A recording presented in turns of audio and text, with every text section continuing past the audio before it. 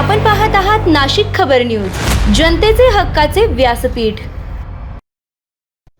नाशिक एकीकडे नाशिकमध्ये कुंभमेळ्याच्या पार्श्वभूमीवर कोट्यवधी रुपयांची विकास कामे सुरू असताना दुसरीकडे शहरातील महत्त्वाच्या निमाणी बसस्थानकाची मात्र अत्यंत दयनीय अवस्था झाली आहे।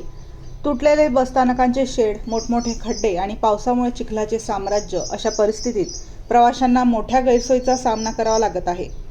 निमाणी बसस्थानकातून धुळे, नंदुरबार, शहादा, साक्री, दोंडाईचा यांसह अनेक लांब पल्ल्याच्या बसेस धावतात। त्यामुळे दररोज मोठ्या संख्येने प्रवासी या बसस्थानकावर येतात। मात्र बसस्थानकातील शेड तुटल्याने प्रवाशांना पावसात उभे राहून बसची प्रतीक्षा करावी लागत आहे।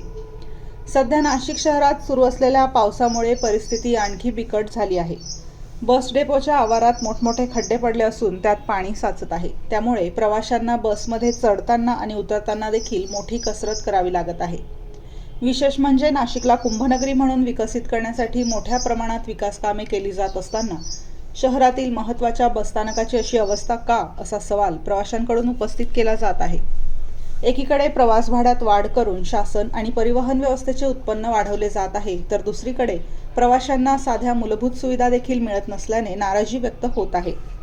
कुंभमेळ्याच्या पार्श्वभूमीवर देशभरातून लाखो भाविक नाशिकमध्ये येणार आहेत। त्याआधी निमाणी बसस्थानकाची तातडीने दुरुस्त करून प्रवाशांना सुरक्षित आणि मूलभूत सुविधा उपलब्ध करून द्याव्यात, अशी मागणी प्रवाशांकडून होत आहे।